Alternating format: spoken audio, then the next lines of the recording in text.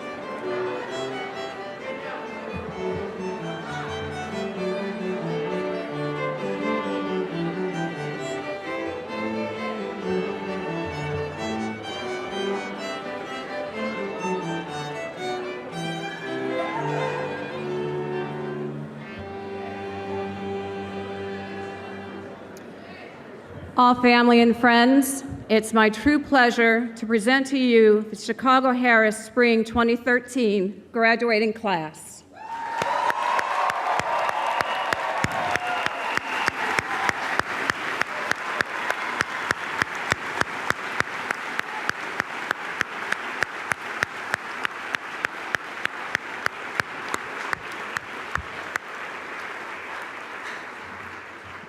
Okay, we can all be seated.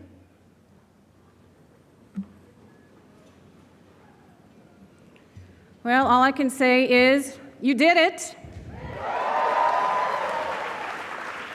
Was there ever any doubt? I'm sure family and friends don't think there was. Not to say that you haven't had your share of bumps along the way. Maybe math with Professor Bowler over here. Maybe micro with Kerwin or with Don. Maybe stats, maybe PIP, maybe CBA or program evaluation. But you made it, and you might even think math was the easiest part of the whole thing at this point.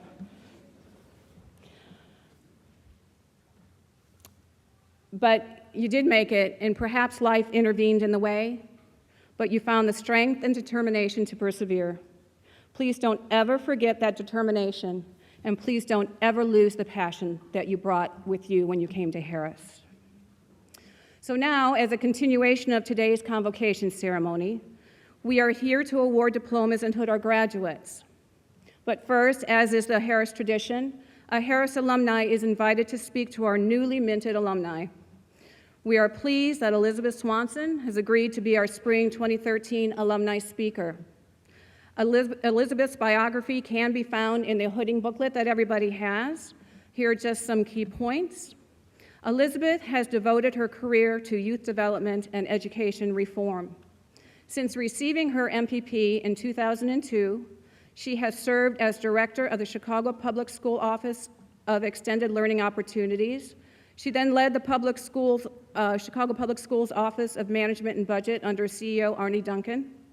Elizabeth is currently Deputy for Education to Mayor Rahm Emanuel, where she is responsible for defining and leading the education policy agenda for the city of Chicago from birth through college. Please help me in welcoming Elizabeth.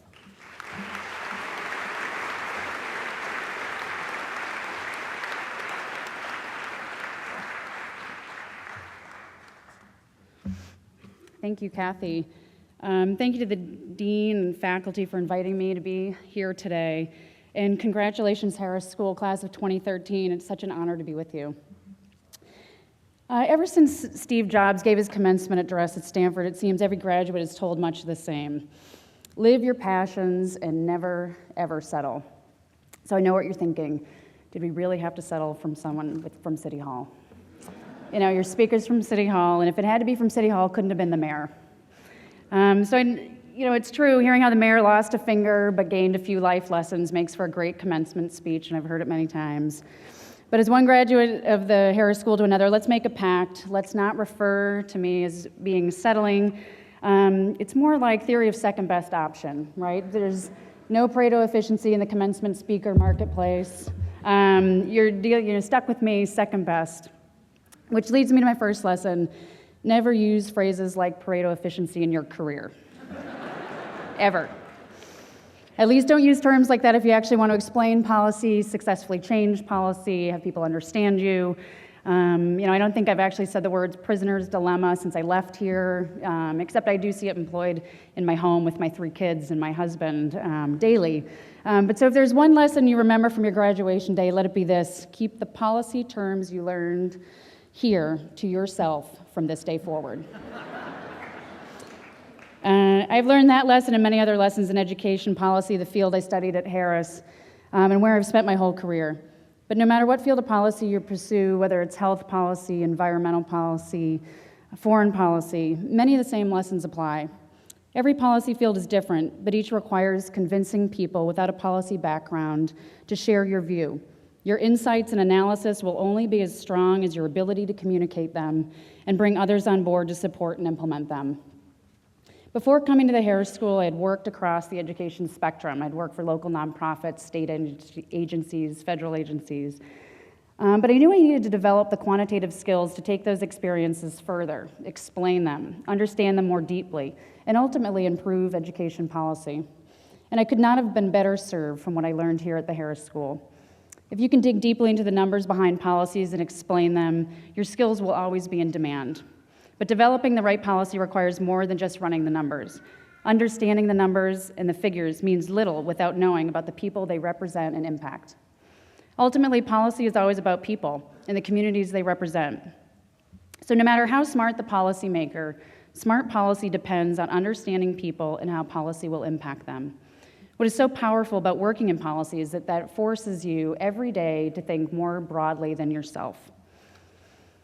Your education here should give you the confidence that you have proven expertise, but also the confidence to know and admit what you don't know. Because even after all you've learned here, the secret to your success will be your ability to adapt to different circumstances throughout your career and your ability to continue to learn from and connect with others. To understand the different levels of policy, you have to learn from all of the people and the policy that impacts them. Contributing to change in a community requires having credibility in that community. Focus groups, surveys, research, polling, all important tools. But there's no substitute for having a feel for a community on the ground. No matter how much you think you know, you will continue to grow by remaining engaged with the community and understanding its changes. And that type of public engagement takes time. You probably came across quite a few policy papers over the past couple of years that explain how change can come slow or not at all, or how governments are more prone to make very incremental change, if any. However, that is not always the case. I've been living and working in Chicago for about 15 years.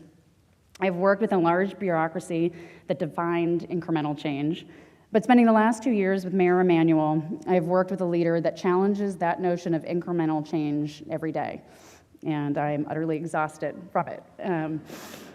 But all of you living in Chicago these past few years probably have experienced some of those changes. At some point, I'm sure you've cursed all the construction going on in the city, or may have recently been inconvenienced on the Red Line or trying to get from the south side. Or maybe you're using the 100 miles of new bike lanes throughout the city. There's been nothing slow about the changes Chicago's made over these last 2 years. Chicago's like many cities. Its infrastructure is in dire need of repair. And what makes Chicago different is how the city is seeing those challenges through. With the first infrastructure bank of its kind, the biggest energy retrofit, and the most comprehensive infrastructure plan in the country, Chicago is indeed making bold changes.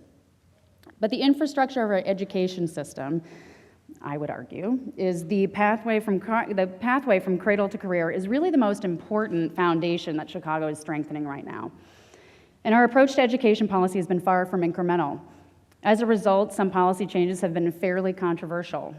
If you haven't heard, we're bringing some pretty big changes to Chicago schools, and not everyone really agrees with those changes.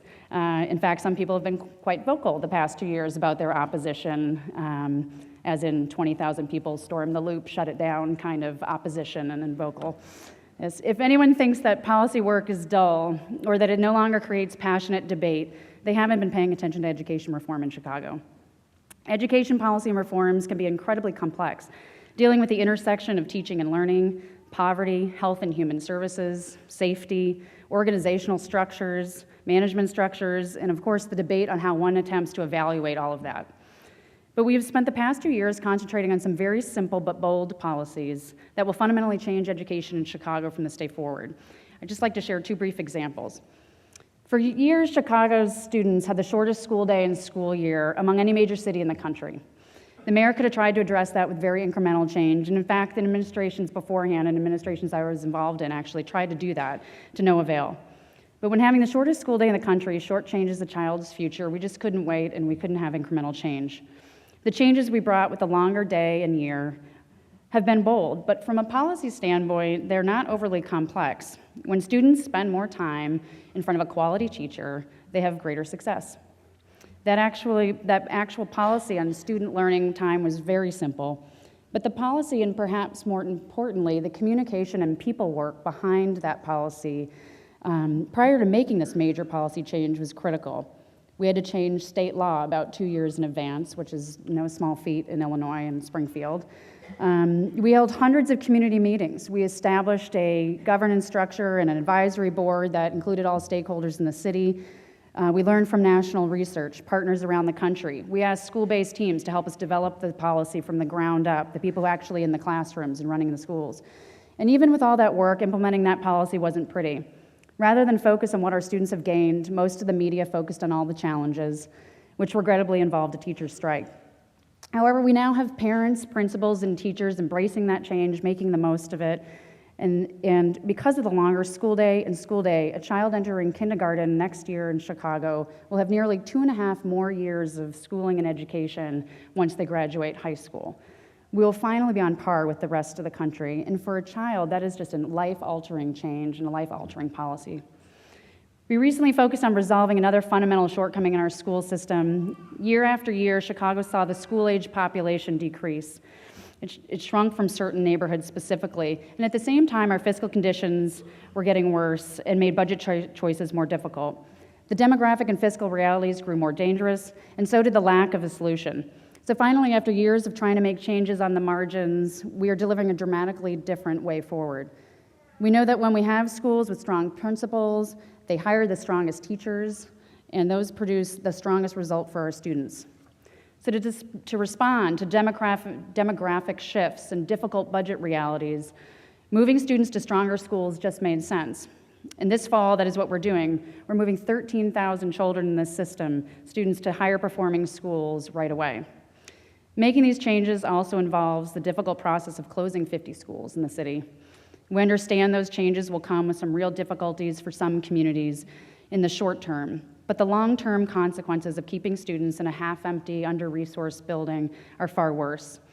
We could keep studying that problem, that wouldn't solve it. And it's true, making small changes might make it easier to execute and probably certainly make it easier to politically swallow. But when it comes to education, children can't wait 2 or 3 decades for schools to improve. And if policy is truly about people, then that means having the courage to act on behalf of the people who have the most at stake. Children don't get a second chance at an education, and they can't afford incremental change.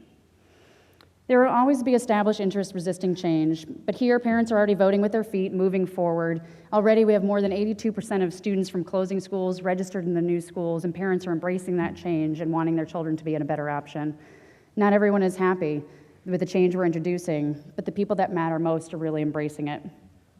Again, the policy itself is pretty straightforward, but underneath that decision, the engagement of the community and learning from parents was exceedingly complex. Our analysis, our community engagement was incredibly thorough, and a successful policy can't only work from a numbers side, it has to work for people. As the mayor often says, people don't like the status quo, and they are not too happy about change either. In fact, when all the competing sides of a policy are yelling at us and all about the same decibel, I think we may have got this one right. If it's rare, it is rare a public policy will deliver a perfect solution, and in fact, I'd argue good policy involves imperfect solutions. That is because good public policies are only developed after many voices have been heard and different options have been analyzed, and that process will always involve compromise. In both lengthening the school day and changing the size of our school system, our policies have improved after engaging in vigorous debate. And what is true for education is true across the policy spectrum. When different voices bring different ideas to the table, we can deliver a better policy. And what you learned here at Harris will give you the skills and credibility to introduce real change. Whatever field of policy you pursue, there will be cynics who say that policy change can only come incrementally or it's even impossible. It's up to each of you to prove them wrong. Be bold. Engage with diverse ideas, communities, leaders. Broaden your policy circles of debate. Engage those outside of those natural circles that you have. You will deliver much better results. You must. Our society really depends on it. It has been my great honor to be with you and your families today. It'll be a great honor for me to follow your careers and your success as you go forward. I hope that you will always remember the city of Chicago and Harris School as your home and your inspiration. Thank you, and congratulations to you all.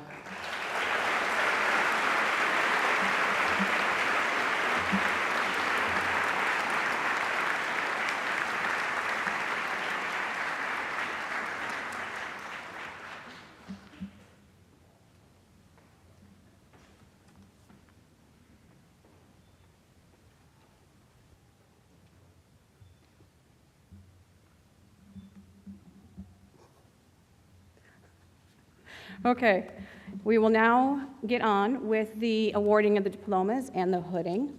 But first, we're going to do just a little history lesson about schooling never stops, about the hood. The origins of academic dress date back to the 12th and 13th centuries when universities were taking form. The ordinary dress of the scholar, whether student or teacher, was the dress of a cleric. These clerics wore long robes and hoods to keep warm in unheated buildings. And I'm not saying that the dean is one of the original clerics, but his academic attire is as close as it is to the original with the hood. Do you want to?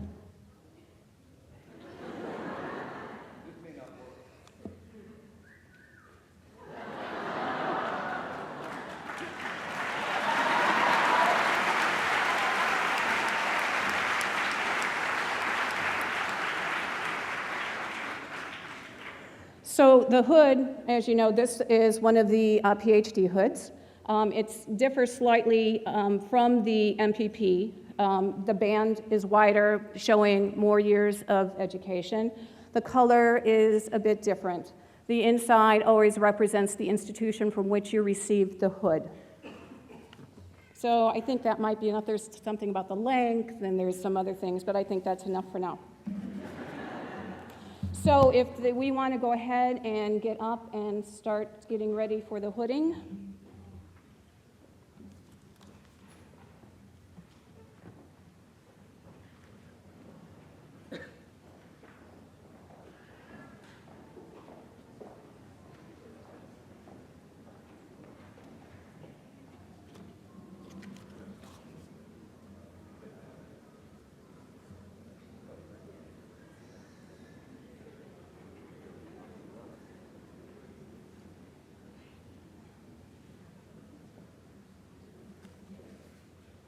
Are we all set? Mr. Omir Hertig, it is my honor to present these students who have completed the program of studies prescribed by the faculty of the Irving B. Harris Graduate School of Public Policy Studies. They have been awarded the degree of Master of Arts by the Board of Trustees. The trustees have conferred upon you the degree of Master of Arts, and I express the hope that your work will improve our understanding of public policy. Congratulations.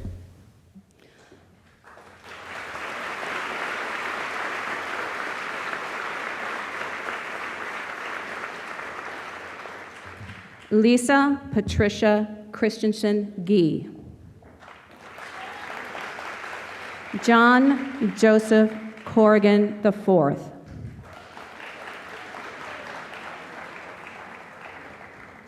Jennifer Lyons.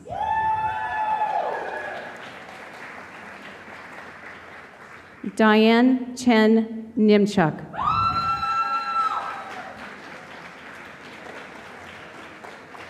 David Harmon Smith.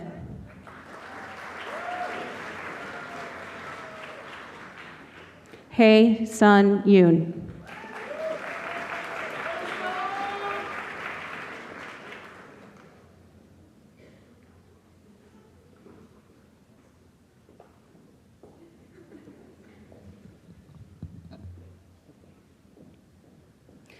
Mr. Amir Hertig, it is my honor to present these students who have completed the program of studies prescribed by the faculty of the Irving B. Harris Graduate School of Public Policy Studies and the Division of the Physical Sciences. They have been awarded the degree of Master of Science by the Board of Trustees. The trustees have conferred upon you the degree of Master of Science, and I express the hope that your work will improve our understanding of public policy. Congratulations.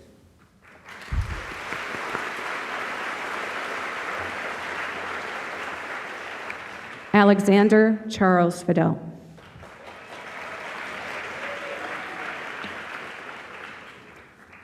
Alex Frank.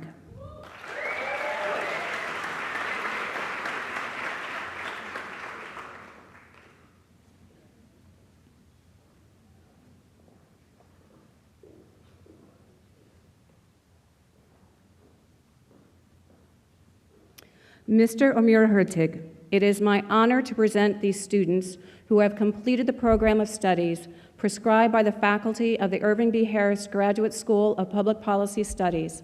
They have been awarded the degree of Master of Public Policy by the Board of Trustees. The trustees have conferred upon you the degree of Master of Public Policy, and I express the hope that your work will guide public policy toward the enhancement of the common good. Congratulations.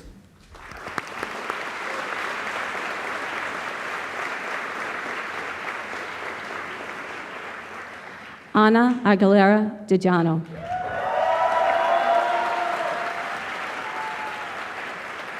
Jumana Al-Aref.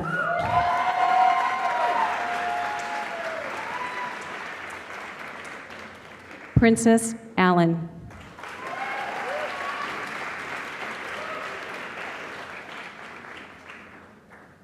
Lutfi Angara.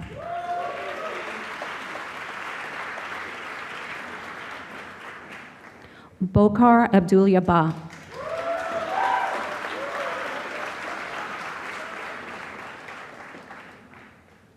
Victor Chan.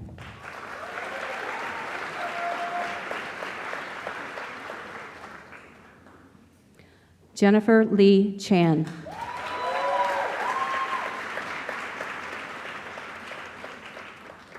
Matthew A. Cheney.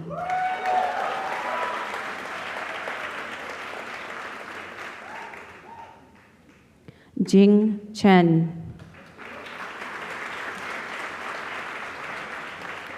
Aman Chikara.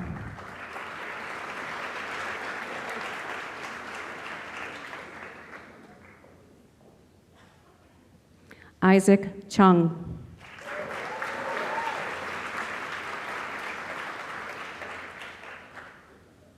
Eduardo Cisneros.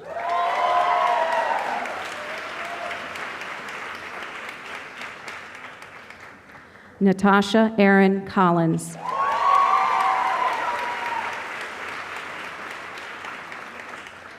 Jennifer Rose Cowie.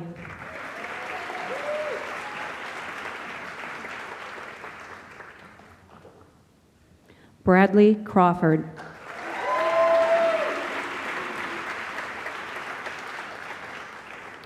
Avery Warshaw Dale.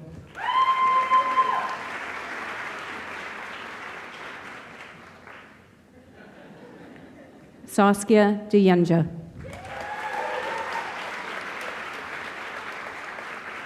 Abby Lynn Delgadillo.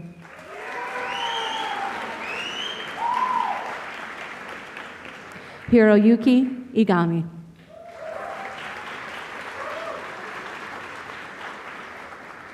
Nicholas Epstein.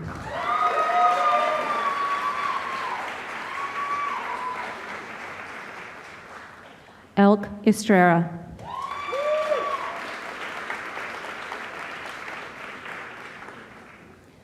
Casey Rossa Farrell.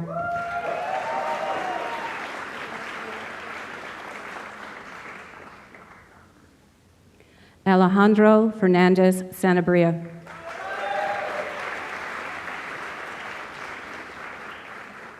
Daryl Flink.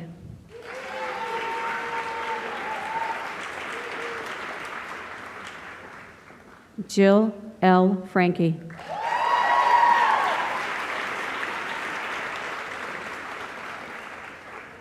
Candace Joy Frazier Nisby.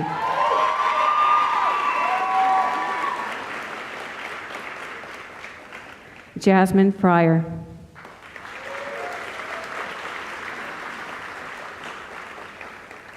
Ashley Brianne Gabriche.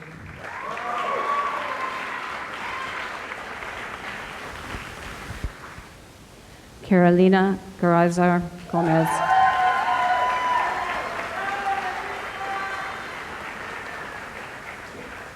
Jessica White Galuli.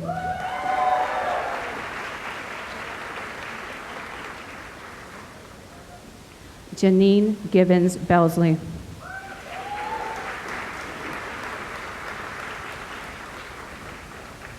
Britta Glennon.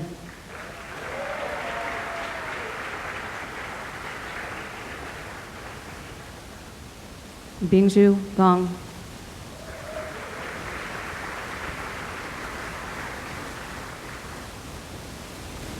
Anshuman Guptu.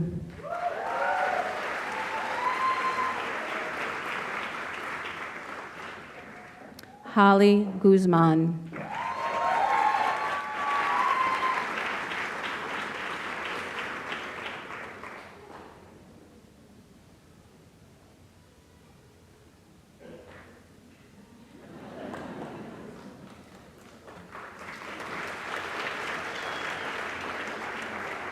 Catherine Hagerman.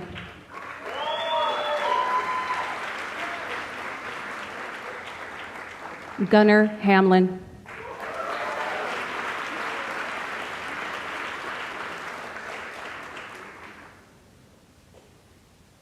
Jocelyn Hare.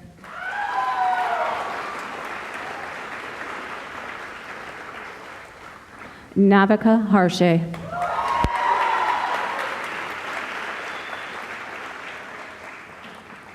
Lindsay Hames.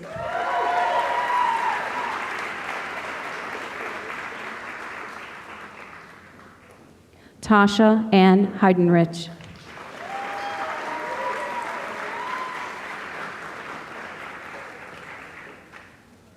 Christopher William Holdsworth.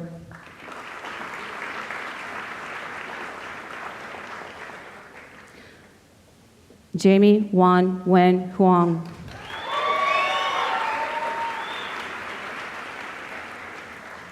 Lauren Hula.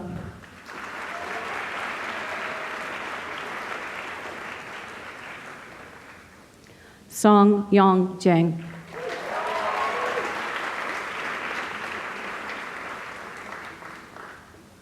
Atsushi Jino.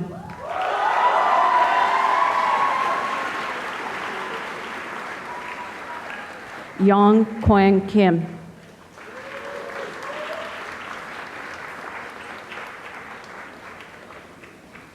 Jillian Kindell.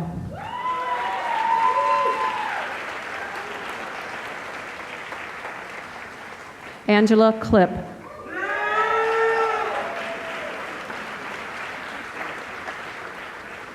Christopher John Laraja.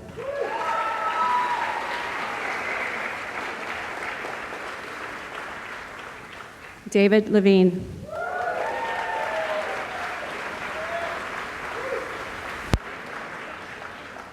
Fang Liu.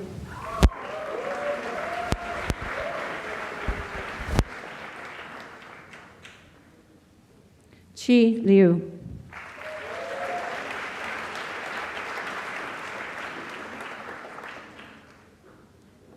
John Andrew Looney.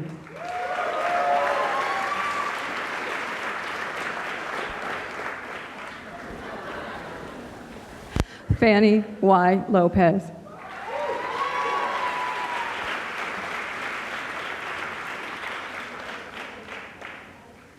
Abra Alicia Lyons Warren.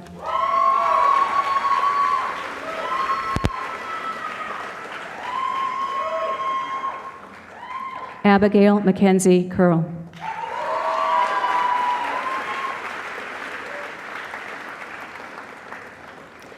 Pablo Manriquez.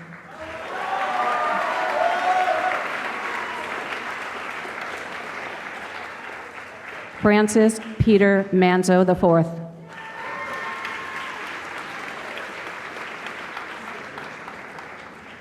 Lesbia Maris.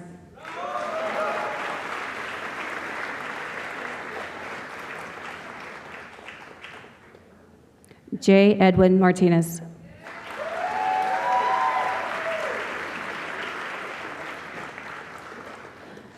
Toshimichi Matano.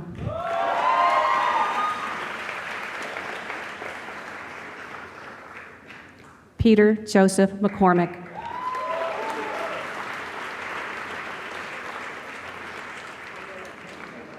Louise McLernan.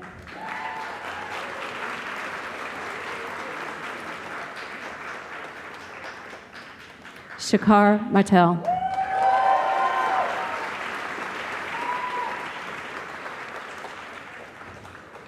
Juan Maurizio Mora.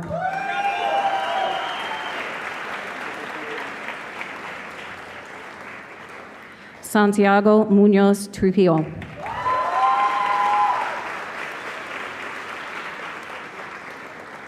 Yi Chuen Helen Ning.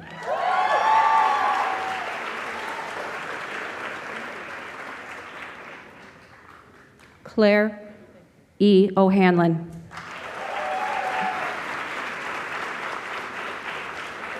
Yo Okada.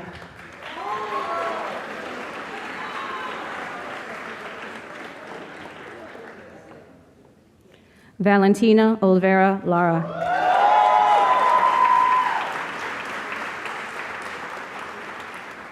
Afua Sewa Ose.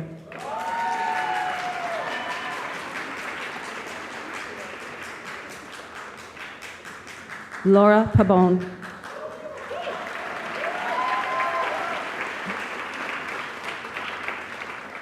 Ryan David Patton.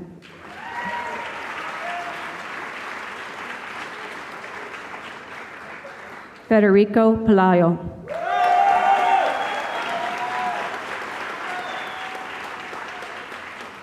Daniel Pereira Arellano.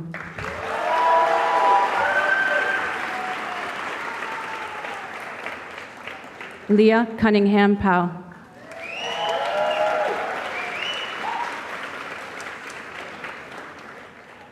Claire Nancy Pritchard.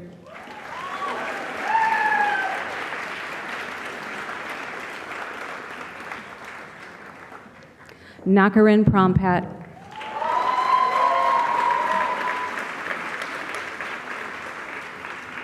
Samuel Ryan Quinney.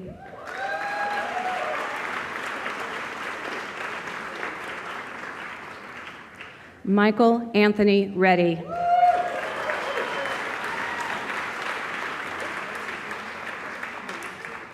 Juan Pablo Regador.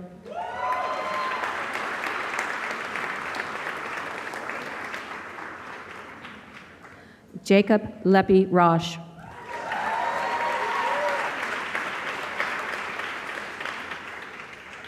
Gerasimos Ratsunas.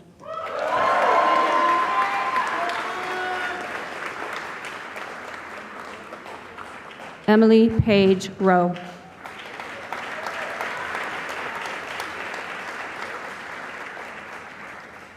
Brian F. Sabina.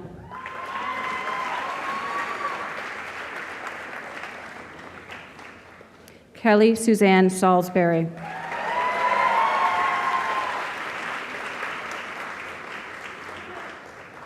Lainey Shaler.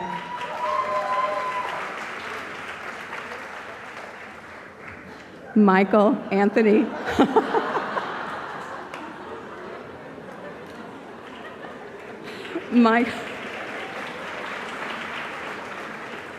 Michael Anthony Sitkowski.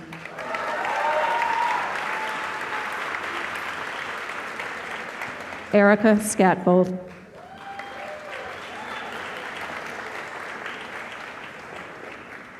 Matthew Stephen Smith.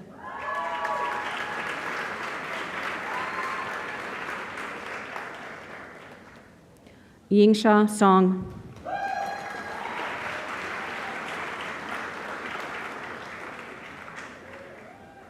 Marina Stravakananaki.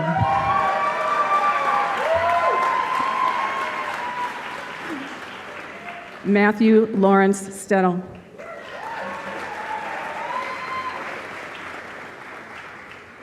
Elizabeth Carter Stovall.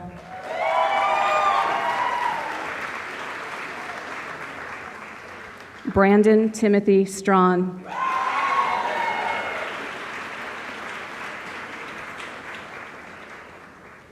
Mie Takahashi, sorry.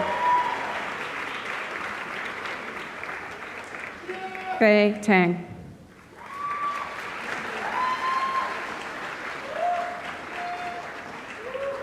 Christian Varela.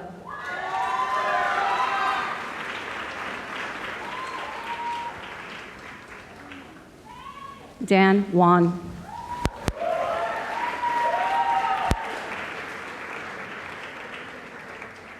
Yan Wan.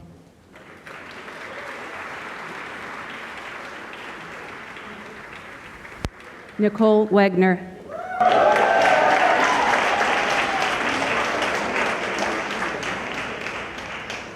Hannah Lindsay Way.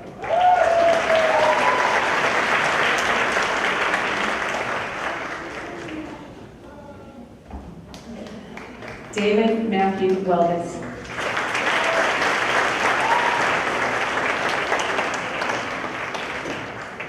Charisse Annette Williams.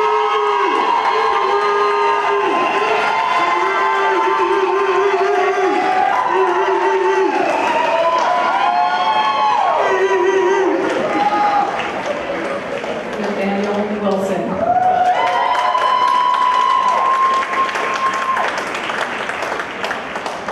Danielle E. Nolan.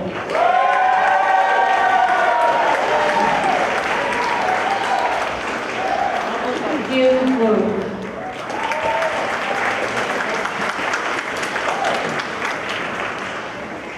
Yuao Wu.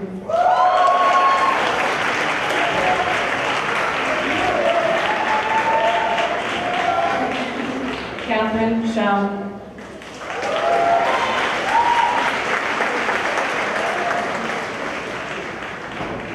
Tianqi Xu.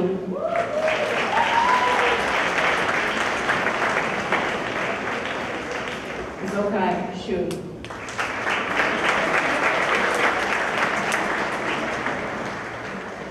Tsuyoshi Yamamoto.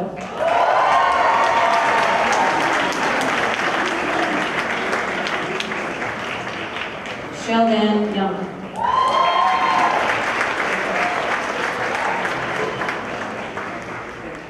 Qian Huang.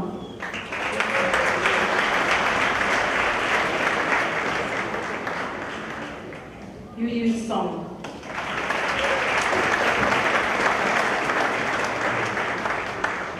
Di Tianzhong.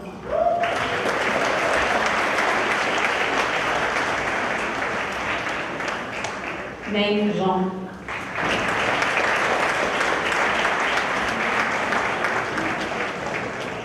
Tianli Zhang.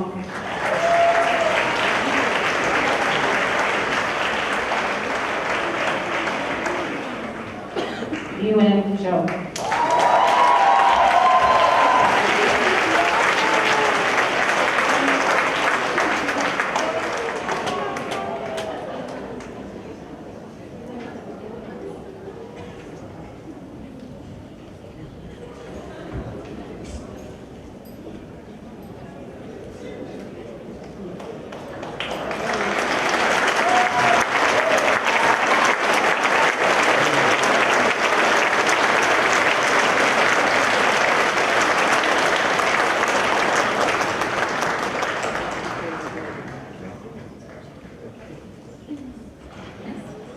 Mr. Amir Hurtig. Are we going to get up and get ready for the PhD thing?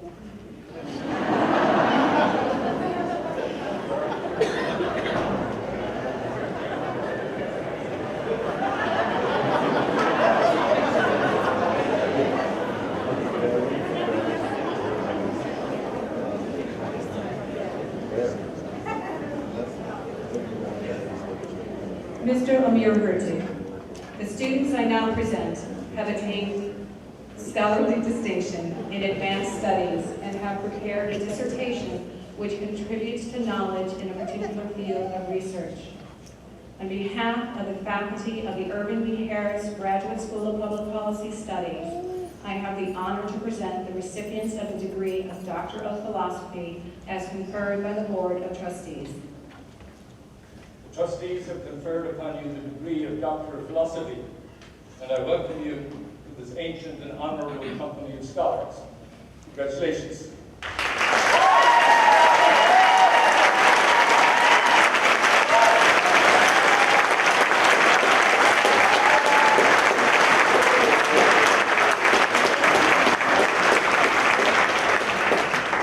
John Deutsch.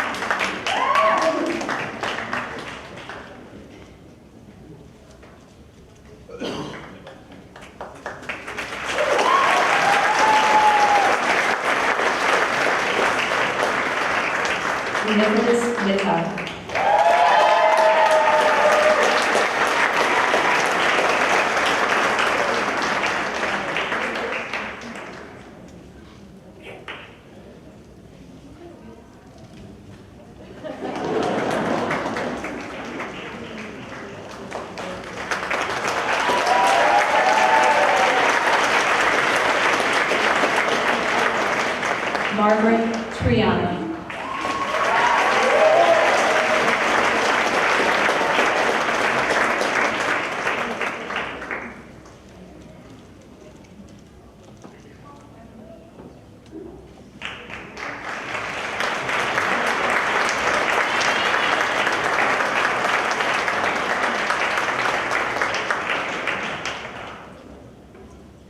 Jorge Ugaz.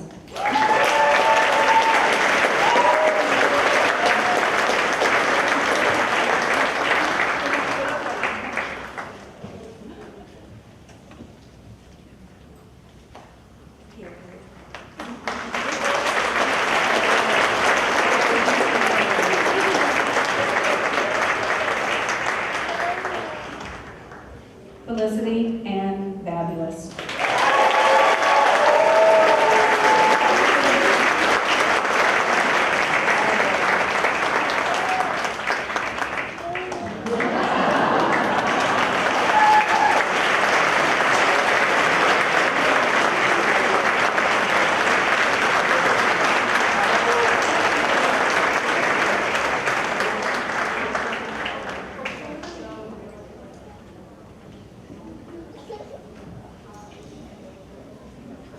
Congratulations again to the Irving B. Harris Graduate School of Public Policy Studies class of 2013.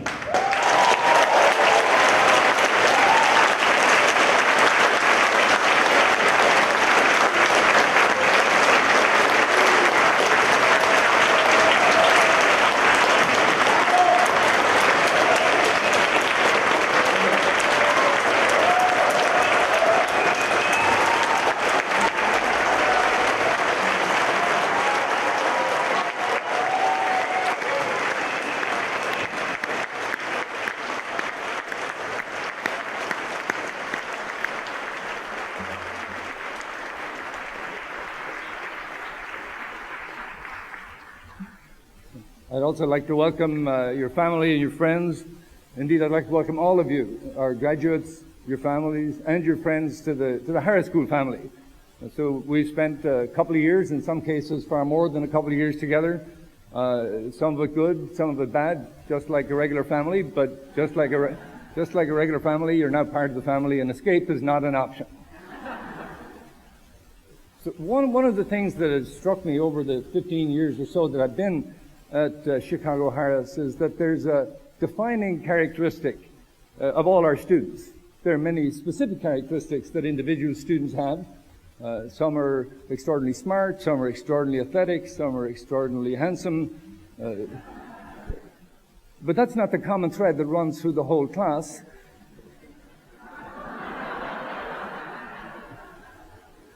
Nor, I should say, does it run through the whole faculty. The common thread that runs through our students is that they all want to make the world a better place. I think if you were to look at our students and compare them with any other group of students in the university, this factor would dominate in a way that it does not everywhere else. Of course, when you arrive, we pretty much ignore this characteristic altogether.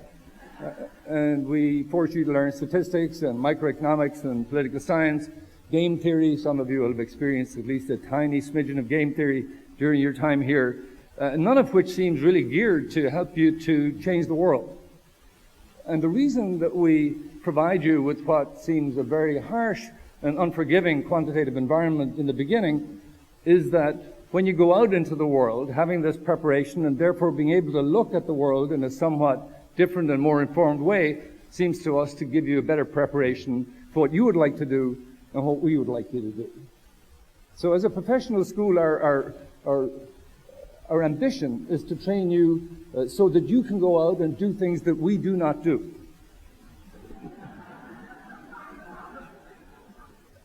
So we, despite being a professional school, are in a university, and therefore some of our ambition, some of our aim, some of our focus is on scholarship and on thinking about methodology, and less, although it varies from one faculty member to another, less on actually changing the world out there. But your function is to do that. And we see our training, the training that you get, as equipping you to do that better. And we don't have an ideology in political terms here at the school or at the university. We don't mind if you're on the left or the right or the center left or the center right or just paying no attention at all. what we want to do is to equip you to do what you want to do, to equip you better so that you can do it better. So that when you make decisions, and these decisions will be framed by your own ideology, by your own beliefs, by your own culture, perhaps by your own religion, when you make these decisions in terms of what policy to pursue and how to pursue it, you will at least do this in a way that's informed by evidence, a way that's not haphazard, not arbitrary. And our function is to equip you to do that. So that whatever you do with your life, we will have influenced, we hope, the competence with which you do it. And we will celebrate it, whether in fact we agree with the mindset that you have or not. So we want you to go out and change the world, and we will observe from here with pride, occasionally by shuddering quietly, but always feeling stronger that you have gone out and done it. And I think to distinguish, especially for family and friends who may have wondered occasionally what public policy is, and when you go home, I'm sure, and they ask, what is public policy? Your answer is less than illuminating. So to give my view, which is not, of course, either the only view or necessarily the right view of public policy in the context of the rest of the university, we have many people who take degrees jointly with other parts of the university. Indeed, we have many of them here today. Joint degrees with Booth, with the School of Business, joint degrees with Social Service Administration, with the Divinity School, with the Division of Physical Sciences. So in many cases, you have overlap with these divisions. However, two examples might serve to illustrate the way in which you think somewhat differently about these things than some of your colleagues elsewhere might do. And the two examples I chose to mention this afternoon are first a joint venture between Harris and Booth, which has been going on for 9 years now, run entirely by students, and this is the Microfinance Conference. Microfinance, as many of you will know, started as a response by essentially people interested in social justice to providing capital for small entrepreneurs so that they could do what they wanted to do better. But over the years, microfinance has moved in various directions. In one direction, it moved is towards treating microfinance and microfinance loans as a financial asset, so that now they become something that's traded. The debt of these microfinance operations is traded. And over the years, the way in which this conference has fluctuated has been that, on balance, the business school has tended to draw it over towards the banking and the macrofinance side. But the Harris students have always maintained that this conference had a social conscience, that this conference didn't lose sight of what its original objective was, which was not a financial operation, but a social and public policy operation. And the second example I thought I'd mention is a group that's been at the school for quite some time, again a student group, because our strength really is in our students, and this is Latin American Matters. LAM is, I think, currently our most dynamic student group. It runs projects of all kinds. It shows movies. This is a really good idea. Most of them good movies, very few of them improving in any quantitative sense. It brings together cultural figures, political figures, economic figures, and this year, for the first time, brought together the Latin American Policy Forum, entirely run by the students, which brought leaders from all of Latin America here to speak to the university community. And again, it's the fact that our students tend to put these matters in context, that they don't look narrowly at a particular economic program or a particular political program, but they put the whole thing in the context of society, in the context of religion, in the context of culture, realizing, as Beth Swanson mentioned in her speech earlier, that knowing the principles and knowing the methodology does not mean that you know how to deal with the reality. The reality is contextual. You need to understand the reality, and we pride ourselves on the fact that you do indeed do this and pay attention to this when you leave.